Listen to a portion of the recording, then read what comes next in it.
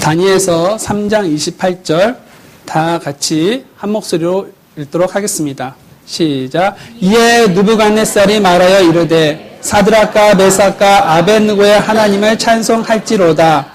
그분께서 자신의 천사를 보내사 자신을 신뢰하며 왕의 말을 바꾸고 자기 몸을 바친 자신의 종들을 건지셨으니 이것은 그들이 그들의 하나님 외에 다른 신을 섬기거나 그 신에게 경배하지 못하게 하려 하심이라. 아멘. 한 사람이 서울에서 차를 운전하고 있었습니다. 그 사람 앞에는 정말 비양심적으로 운전하는 차가 있었습니다. 비양심적으로 운전하는 사람 때문에 그분은 너무 기분이 나빴고 화가 났다고 합니다. 그런데 그 차를 자세히 살펴보니까 물고기 그림이 있었습니다. 여러분도 혹시 운전을 하다 보면 이러한 표식을 본 적이 있으십니까? 물고기 그림은 기독교인들이 지하 카타콤에서 비밀리에 모여 경배를 드릴 때 그리스도인을 드러내는 표식이었습니다. 히라버로 물고기가 익투스입니다. 이 단어는 예수 그리스도 하나님의 아들 구세주라는 예수스 크리스토스 테우 히오스 소테르의 머리 글자만 딴 글자입니다. 그 사람은 물고기 그림을 발견하고 물고기 그림이나 붙이지 말지 기독교의 망신을 다 시키는구나 라고 생각을 했다고 합니다. 저도 동암역 근처를 지나다가 차량 뒷부분에 성경 구절을 새긴 차량을 보았습니다. 그리고 저는 이렇게 생각했습니다. 저 사람은 정말 운전을 잘하겠구나. 그렇지 않으면 그리스도인이 비방을 받을 수 있겠구나 라고 생각을 했던 적이 있었습니다. 마태복음 5장에 보게 되면 예수님께서 이렇게 말씀을 하고 계십니다. 우리에게 너희는 땅의 소금이고 세상의 빛이라고 말씀하십니다. 우리는 차량에 그리스도인 표식을 하든지 하지 않든지 문 앞에 교회 로고를 붙이든지 붙이지 않든지 우리의 빛을 사람들 앞에 비추어 우리의 선한 행위를 보고 하늘에 계신 우리 아버지께서 영광을 돌려야 한다는 것입니다. 이것은 예수님의 명령입니다. 우리는 예수님의 이 명령을 따라 우리의 모습을 통해 예수님을 드러내고 있는 삶을 살고 있습니까?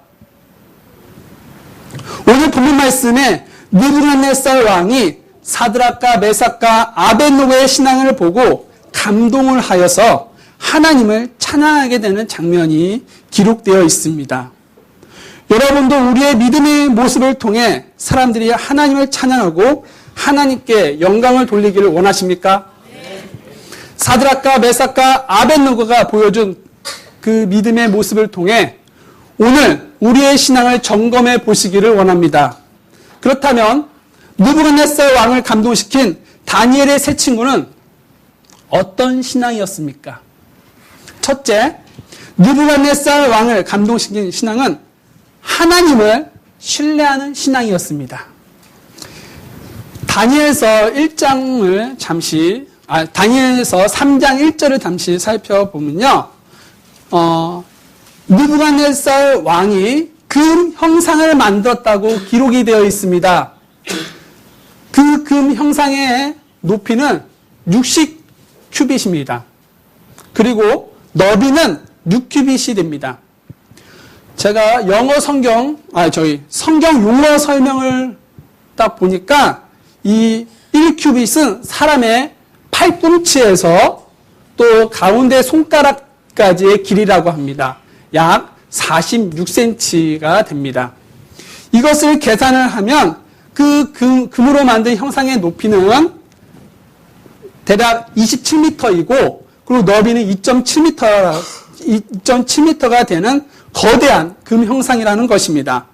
그러면 왜 느부갓네살 왕은 그 거대한 금 형상을 만들었을까요?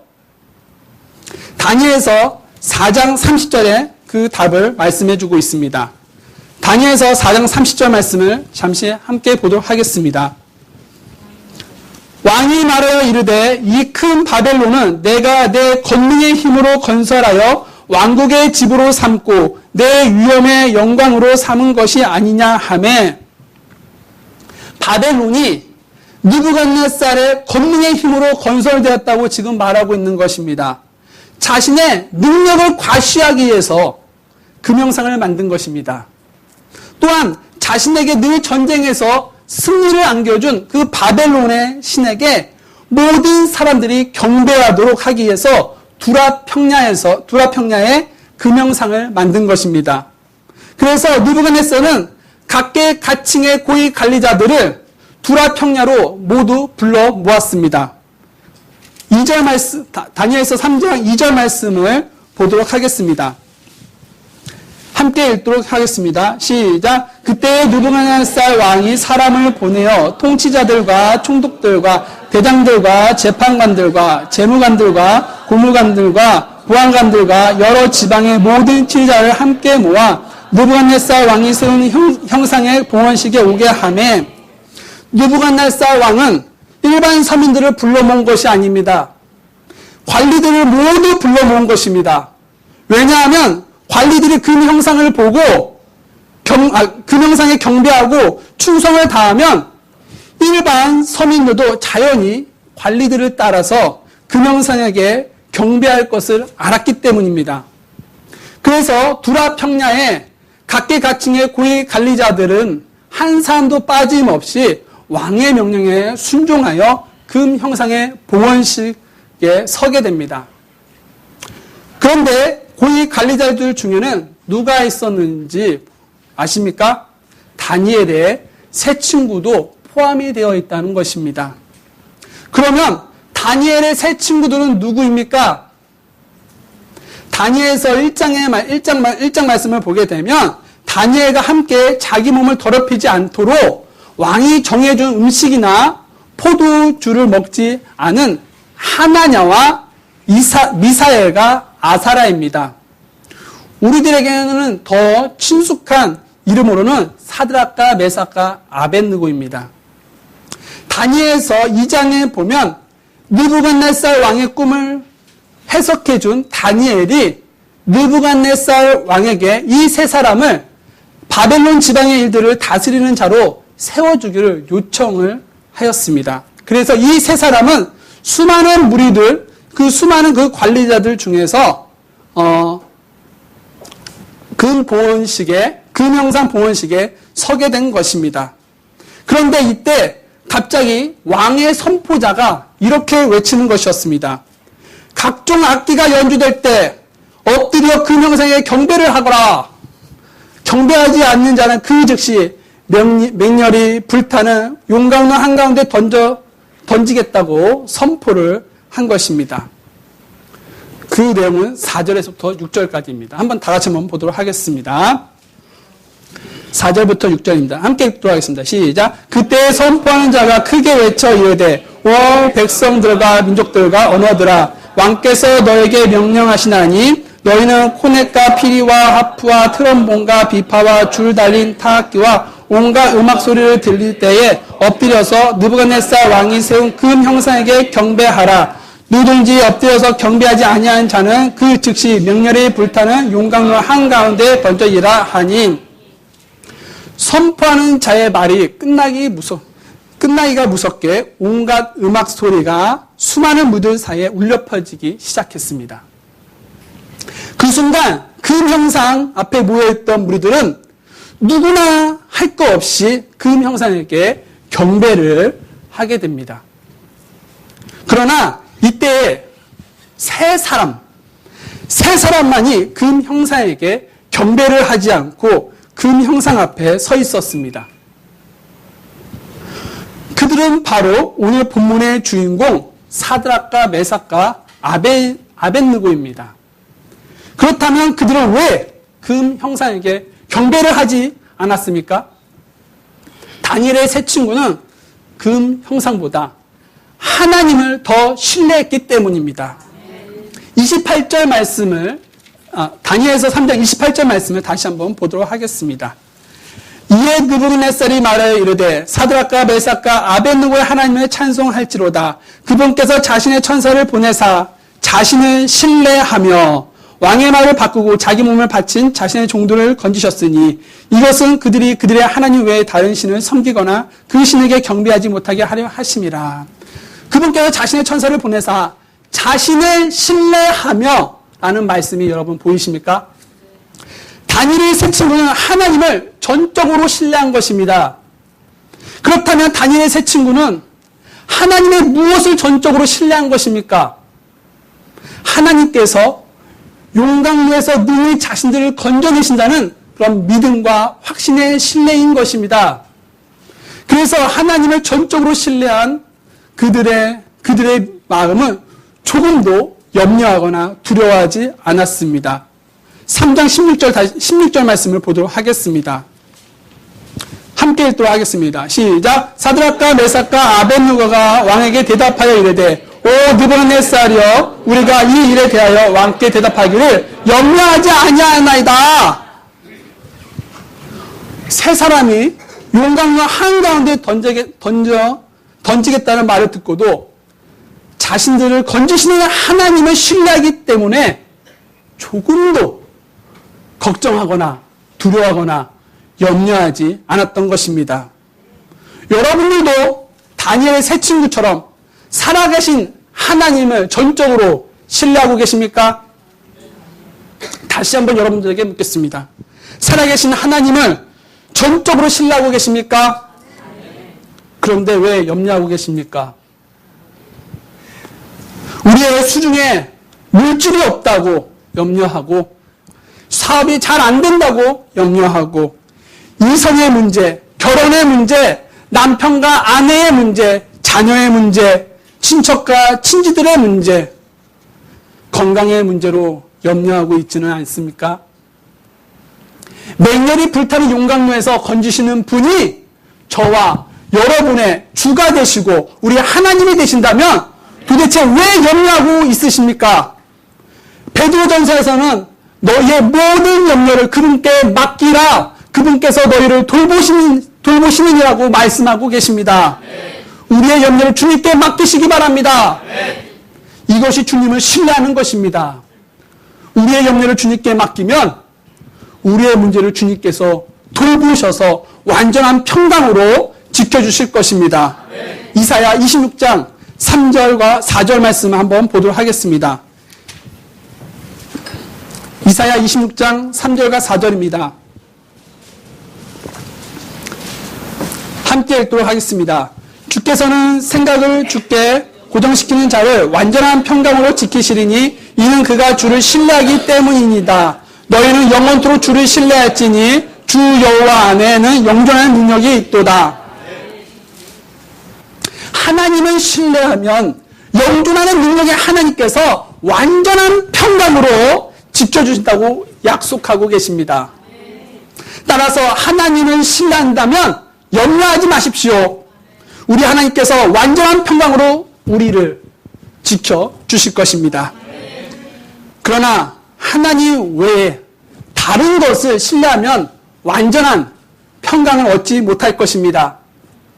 아무리 권세가 대단할지라도 생명을 지켜주지 못합니다. 절대 권력을 가진 느부갓네살 왕조차도 자기에게 충성하는 강한 용사의 생명을 지켜주지 못했습니다. 다시 본문으로 돌아가서 다니엘서 3장 22절 말씀을 잠시 보도록 하겠습니다.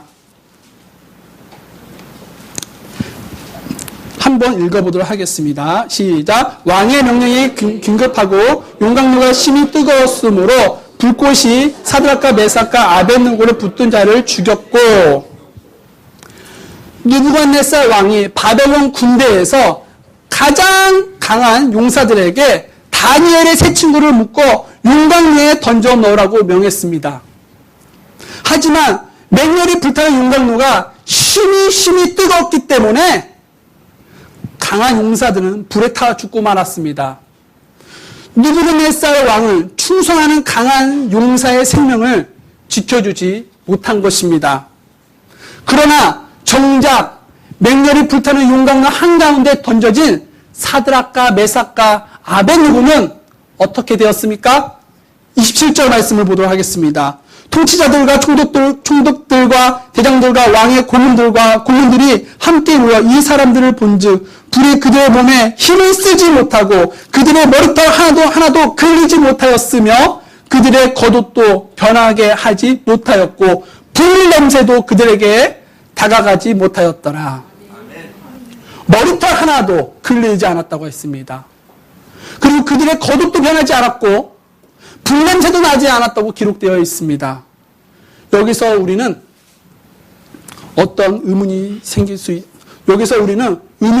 수 있을 것입니다.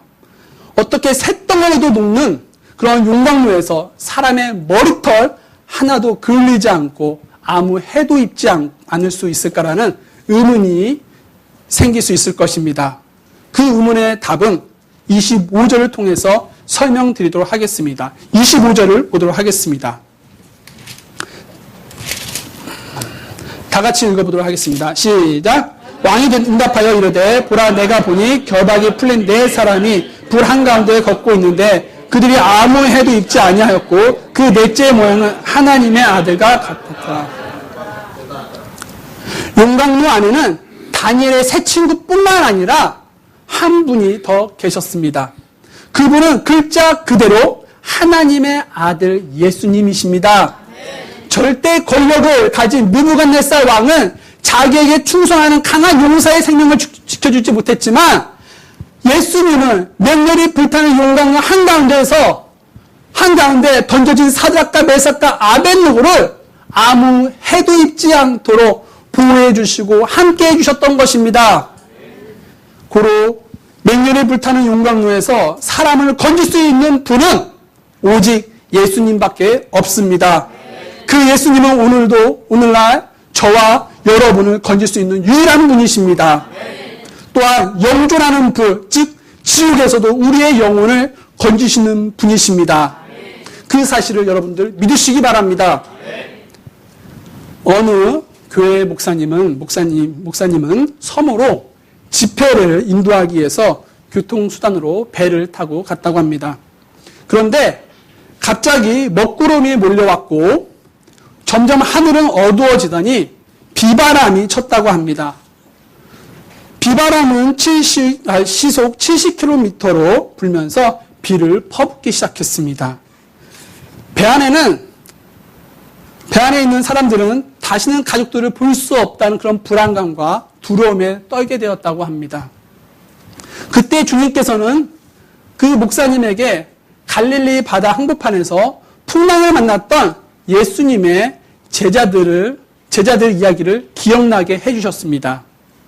그 순간 목사님은 자신과 배 안에 있는 사람들의 모습이 마치 모두 죽게 되었다고 소리치는 예수님의 제자들의 모습과 똑같다는 것을 느꼈습니다.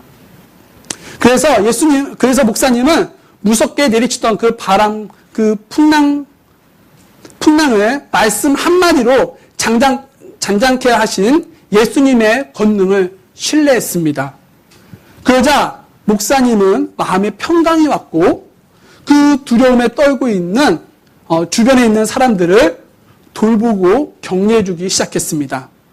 그리고 얼마 지나지 않아서 풍랑은 지나갔고 사람들은 자신을 따뜻하게 돌봐주고 격려해준 그 목사님 모습에 감동을 받았습니다. 저와 여러분의 인생의 여정에서 많은 종류의 풍랑을 만나게 될 것입니다. 그러나 우리가 할 수 있는 일은 딱 한 가지밖에 없습니다. 하나님을 전적으로 신뢰하는 것입니다. 풍랑 속에서 사람들을 돌보고 격려해준 그 목사님의 모습을 통해 사람들은 역시 그리스도인은 뭔가 다르다는 느낌을 받게 된 것입니다. 느부갓네살 왕도 전적으로 하나님을 신뢰한 다니엘의 세 친구의 신앙을 통해 감동을 받고 하나님을 찬양했던 것입니다. 여기에 앉아있는 우리 모두가 하나님을 전적으로 신뢰하시기 바랍니다. 두 번째로 느부갓네살 왕을 감동시킨 신앙은 삶의 기준이 하나님의 말씀이 되는 신앙이었습니다.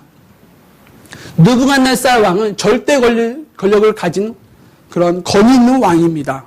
그 권위 있는 왕이 그 형상에게 경배하라고 명령을 내렸다면 그에게 속한 아랫사람들은 순종하는 것이 마땅한 것입니다. 성경에서도 왕의 명령에 순종하라고 했습니다. 그리고 왕의 명령을 거역하면 단순히 사람들에게 거역하는 것이 아니라 하나님께 거역하는 것이라고 기록이 되어 있습니다. 로마서 13장 말씀을 잠시 살펴보겠습니다. 로마서 13장 1절입니다. 그리고 2절입니다. 함께 다 같이 읽어보도록 하겠습니다. 로마서 13장 1절에서부터 2절 함께 읽어보도록 하겠습니다. 시작. 모든 혼들은 더 높은 권력들에게 복종할지니 하나님으로부터 나지 않은 권력이 없으며 이미 있는 권력들도 하나님께서 임명하셨느니라. 그러므로 누구든지 권력에 거역하는 자는 하나님의 규례를 거역하나니 거역하는 자들은 스스로 정죄를 받으리라. 그리고 베드로전서도 한번 읽어보도록 하겠습니다. 베드로전서 2장 13절입니다. 그리고 15절까지 읽어보도록 하겠습니다. 다 같이 읽어보도록 하겠습니다. 시작. 너희는 주를 위해 사람의 모든 규례에게 복종하되 왕에게는 최고 권위자에게 하듯 하고 총독들에게는 악을 행하는 자를 징벌하고 잘 행하는 자를 칭찬하기 위해 그분께서 보내신 자들에게 하듯 하라. 그러함이 하나님의 뜻이니. 네. 네, 감사합니다. 이렇게 성경은 명확하게 위에 있는 권위들에게 순종하라고 말하고 있습니다. 그런데 오늘 본문 말씀에 다니엘의 세 친구들은 느부갓네살 왕이 그 명상에게 경배하라고 명령을 내렸지만 왕의 명령을 바꾸고 그 형상에게 경배하지 않았습니다. 다시 본문으로 다시 돌아가도록 하겠습니다.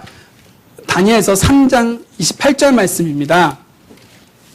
제가 한번 읽어보도록 하겠습니다. 이에 느부갓네살이 말하여 이르되 사드락과 메삭과 아벳느고의 하나님을 찬송할지로다. 그분께서 자신의 천사를 보내사 자신을 신뢰하며 왕의 말을 바꾸고, 여기 왕의 말을 바꾸고라는 말씀 여러분 보이십니까?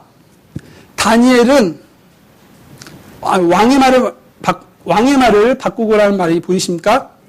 왕의 명령에 불순종한, 이 말은 왕의 명령에 불순종한 것입니다. 하나님께서는 위에 있는 권위들에게 순종하라고 말씀하시는데 왜 다니엘의 세 친구들은 느부갓네살 왕의 명령을 거역하고 순종하지 않았습니까?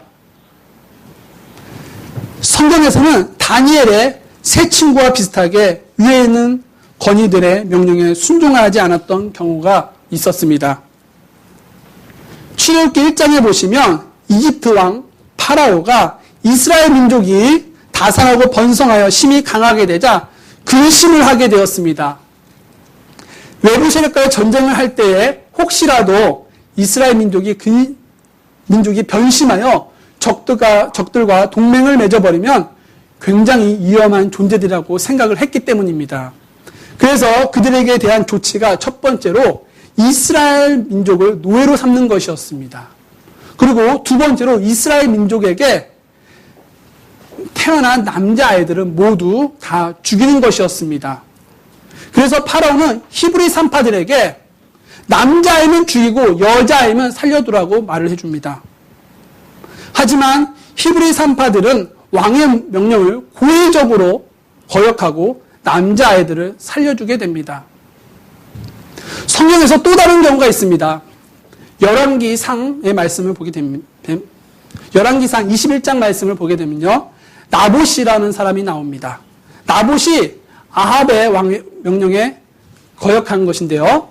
아합 왕은 나봇의 포도원 땅이 채소밭으로 적당한 땅인 것을 알고 자신의 채소밭으로 만들고 싶어서 나봇에게 팔라고 했습니다. 하지만 나봇은 팔지 않았습니다. 이것은 왕의 요구를 거역한 것입니다. 또 있습니다. 바벨론 포로 생활 중에서 다니엘은 당연히 포로로서 왕이 정해준 왕의 음식을 먹어야 하는데 거절을 하게 됩니다. 그리고 다니엘이 고위 관리직을 맡고 있을 때 왕이 기도하지 말라고 칙령을 내렸는데도 불구하고 자신의 집에서 무릎을 꿇고 하나님께 기도를 하게 됩니다. 또 있습니다. 이번에는 신약 말씀에서 있습니다. 베드로와 요한이 예수님의 부활하심을 선포하고 다닐 때 대제사장이 베드로와 요한에게 예수님의 이름으로 말하지도 말고 가르치지도 말라고 명령을 합니다. 하지만 베드로와 요한은 주 예수 그리스도의 부활을 증언하고 다녔습니다. 이렇게 성경에서는 위에 있는 권위들의 명령을 거역하고 불순종하는 경우가 있었습니다. 그러면 왜 그들은 성경에 위배되는 일들을 한 것입니까? 출애굽기 1장 17절 말씀을 보도록 하겠습니다. 출애굽기 1장 17절 말씀입니다.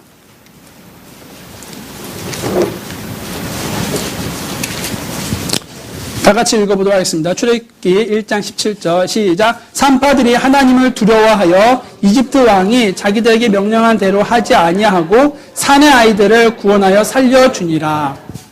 히브리 산파들은 지금 누구를 두려워한 것입니까? 하나님을 두려워한 것입니다. 세상에 있는 권위보다 더 높이 계신 하나님의 권위를 두려워했기 때문에 이집트 왕 파라오의 명령을 거역한 것입니다. 나봇의 경우도 마찬가지입니다. 열왕기상 21장 3절 말씀에 보시면 제가 읽어드리겠습니다. 나봇이 아합에게 이르되 내가 네 조상들의 상속재산을 왕에게 주는 것을 주께서 금하시리이다 하니라고 기록되어 있습니다.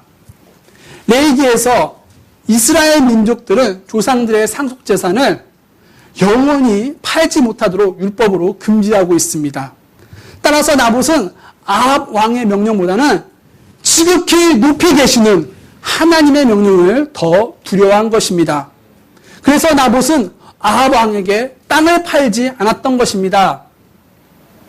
다니엘도 똑같습니다. 다니엘도 하나님을 두려워하여 바벨론 왕의 음식을 먹지 않았던 것입니다. 다니엘서니까 다니엘서 한번 다 같이 한번 가보도록 하겠습니다. 본문 근처에 있으니까. 다니엘서 1장 8절 말씀입니다. 다니엘서 1장 8절 말씀. 다 같이 읽어보도록 하겠습니다. 시작. 그러나 다니엘은 왕이 정해준 음식이나 왕이 마신 포도주로 자기를 더럽히지 아니하기로 마음속에 작정하였으므로 자기를 더럽히지 아니하려고 내시들의 통치자에게 요청하니. 성경에서는 왕이 정해준 음식이 무슨 종류의 음식인지 명확하게 기록되어 있지 않습니다. 하지만 다니엘이 자신을 더럽히지 아니하기로 마음속에 작정했다는 말을 통해서 율법에 어긋나는 그런 음식일 가능성이 높습니다. 아니면 우상들에게 바쳤었던 음식일 수도 있습니다. 그래서 하나님의 말씀이 왕의 권위보다 높기 때문에 왕의 명령을 거역하고 하나님의 말씀에 순종한 것입니다. 베드로와 요한도 사람의 말을 듣는 것보다 하나님의 말씀을 듣는 것이 옳기 때문에 사도행전 4장에 하나님의 눈앞에서 너희 말을 듣는 것이 하나님의 말씀을 듣는 것보다 옳은지 너희가 판단하라고 말씀하고 있습니다.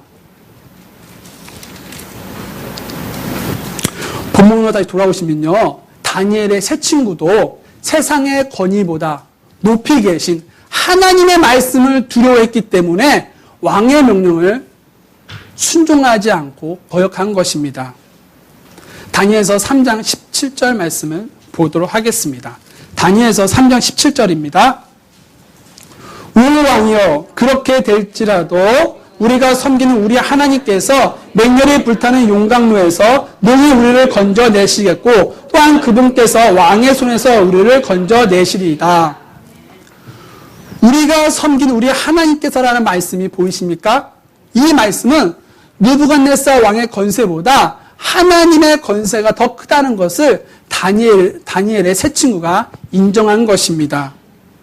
비록 느부갓네살 왕이 다니엘의 세 친구들을 지방의 일들을 다스리는 관리자로 세웠지만 느부갓네살 왕보다 더 높이 계신 하나님을 섬겼기 때문에 어떤 형상에게 절하지 말라는 하나님의 말씀에 순종한 것입니다.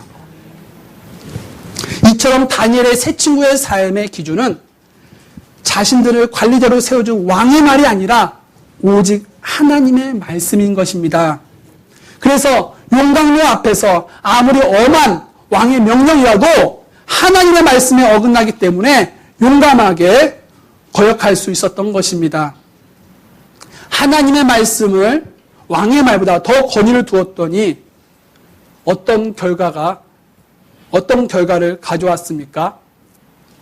다니엘의 세 친구의 신앙에 감동한 느부갓네살 왕이 하나님을 찬양하는 모습을 보게 되었습니다.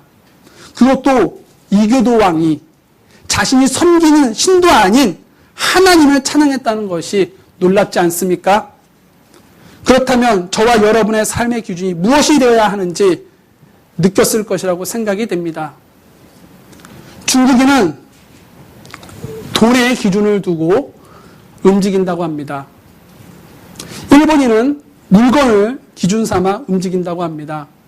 가령 중국인은 가구 공장을 운영하다가 농기구 만드는 일에서 이윤이 더 많이 남고 더 벌이가 좋다라는 말이 들리면 가구 공장을 닫고 농기구 공장을 세운다고 합니다. 물건 만드는 것이 또 고리대금업보다 못하다고 판단이 되면 아예 공장을 닫고 고리대금업자로 전환을 한다고 합니다. 이처럼 돈벌이를 기준으로 하기 때문에 중국에서는 금융업이 좋지만 제조업은 발전이 더뎌서 선진국의 대열에 빨리 합류하지 못하고 있는 현실이라고 합니다. 반면에 일본인은 물건에 대한 집념으로 일을 합니다. 가구 공장을 하는 사람이라면 농기구가 아무리 이윤이 좋아도 한눈 파는 법이 없습니다. 오직 연구하고 노력하여 자기가 만든 가구가 세계 제일이 될 때까지 예술품의 경지까지 승화시키려고 노력을 한다고 합니다. 그래서 자기 당대뿐 아니라 자자손손 대대를 이어 그 한 가지 일에 몰두를 합니다.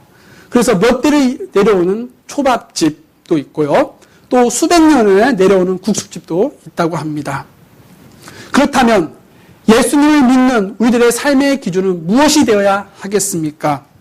이 세상에 한정된 돈이나 물건이 아니라 하나님 말씀이 되어야 합니다. 우리 자손에게 물려줄 것은 세계 제일의 초밥집이나 돈이 아니라 하나님 말씀이 되기를 소망합니다. 셋째는 느부갓네살 왕을 감동시킨 신앙은 하나님을 위해 몸을 바치는 신앙입니다. 느부갓네살 왕의 명령을 거역하고 그 형상에게 경배하지 않은 다니엘의 세 친구는 왕 앞에 서게 됩니다. 그리고 느부갓네살 왕은 자신의 명령을 거역한 그 세 사람을 그 즉시 불타는 용광로 한가운데 던져 넣겠다는 마음을 먹습니다. 하지만 자신이 아끼는 신하들이기에 다시 한번 기회를 주었습니다. 그래서 온갖 음악 소리가 들릴 때에 그 형상에게 경배를 하라. 그렇지 않으면 그 즉시 맹렬히 불타는 용광로 한가운데 던져 넣겠다라고 죽음의 위협을 합니다. 15절 말씀을 보도록 하겠습니다. 15절 말씀, 다니엘서 3장 15절입니다. 시작.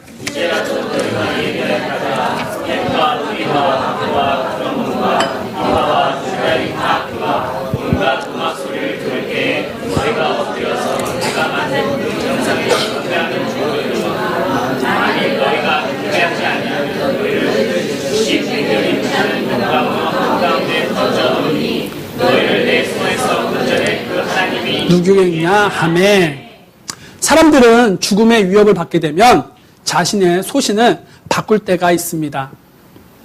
신약 성경을 보시면 예수님의 수제자 베드로가 나옵니다. 베드로가 예수님께서 제자들의 배신을 예언하실 때 자신만은 주님을 버리지 않을 것이라고 호언장담을 했습니다. 하지만 예수님이 수제사장과 장로들이 보낸 사람들에게 붙잡히고 죽게 되자 베드로는 자신도 붙잡혀 죽을 수 있다는 불안감으로 예수님을 3번이나 부인하고 심지어 저주까지 했습니다. 일제 강점기 시대 때에는 많은 목사들이 죽음의 위협에서 예수님을 부인하고 신사참배를 한 경우가 있습니다. 신사참배를 하면 고난과 죽음의 위협에서 벗어나기 때문에 누구나 할 것 없이 신사참배에 동참을 하게 되었습니다. 하지만 죽음의 위협에 신사참배를 끝까지 거부한 목사님들과 교회가 있었습니다. 그 대표적 인물이 주기철 목사님이십니다. 남들은 죽음의 위협에 두려움으로 신사참배에 동참했지만 끝까지 신사참배를 거부했습니다. 제가 윤찬조 어린이만 했을 때에 전우폰 곳을 향하여 라는 영화를 보게 되었습니다. 이 영화는 주기철 목사님에 관한 영화였습니다. 그 영화 속에서 아직도 기억하는 인상 깊은 장면이 있습니다. 주기철 목사님은 당시 평양 산정현 교회 담임 목사였습니다. 일본 순사들이 총칼을 앞세워서 신사참배를 강요했습니다. 그러자 주기철 목사님이 신사참배를 반대를 했고 그를 붙잡아 때리고 밥을 굶기고 온갖 고문을 가했습니다. 그런데도 불구하고 신사참배를 끝까지 하지 않자 어느 날 일본 순사들은 특단의 조치로 꽤 긴 그런 대목판을 준비했습니다. 여러분도 혹시 저 높은 곳을 향하여 영화 보셨나요? 네. 그리고 저만 뭔지 알고 그리고 일본 순사는 주기철 목사님과 교회의 성도들을 한 곳에 모아놓고 신사참배를 하면 목판을 걷지 않아도 된다고 말을 해줍니다. 그러나 신사참배를 하지 않으면 주기철 목사님은 목판을 걸어야 한다고 엄포를 놓습니다. 그 순간 교회 성도들은 신사참배를 해야 되는지 말아야 되는지 갈등을 하고 있었습니다. 그때에 주기철 목사님의 발이 대목판 위에 올라가 있었습니다.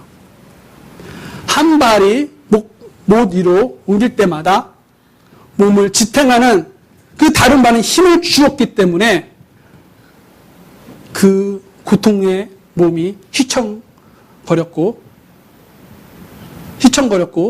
그래도 주님을 생각하고 주님을 바라보는 그 믿음 하나로 목판을 끝까지 다 걸어 나갔습니다. 오늘 본문에서도 다니엘의 세 친구들은 용광로라는 죽음의 위협에도 불구하고 끝까지 자신의 믿음을 버리지 않고 금 형상에게 경배를 하지 않겠다는 믿음을 보여줍니다. 18절 말씀을 보겠습니다. 3장 18절 말씀입니다. 그러나 그렇게 하지 아니하실지라도 오 왕이여 우리가 왕의 신들을 섬기지 아니하고 왕께서 세우신 금 형상에게 경배하지도 아니할 줄은 왕이 아옵소서 하니라. 그렇게 하지 아니하실지라도 라는 말씀이 보이십니까? 이 말씀은 자신들을 맹렬히 불타는 용광로에서 건져주실 것을 나는 믿지만 그렇게 하지 아니하실지라도 즉 자신들이 용광로에서 불타서 죽어도 그 형상에게는 경배를 하지 않겠다는 신앙인 것입니다. 다니엘의 세 친구가 불의 고통을 몰라서 금 형상에게 경배를 하지 않겠다고 한 것이 아닙니다. 고통에 대한 자료가 있어 보니까 사람이 느끼는 가장 큰 고통의 순위가 5위부터 제가 말씀을 드려보겠습니다. 5위는 만성 요통이라고 합니다. 허리가 끊어질 듯 아픔이 온다고 합니다. 4위는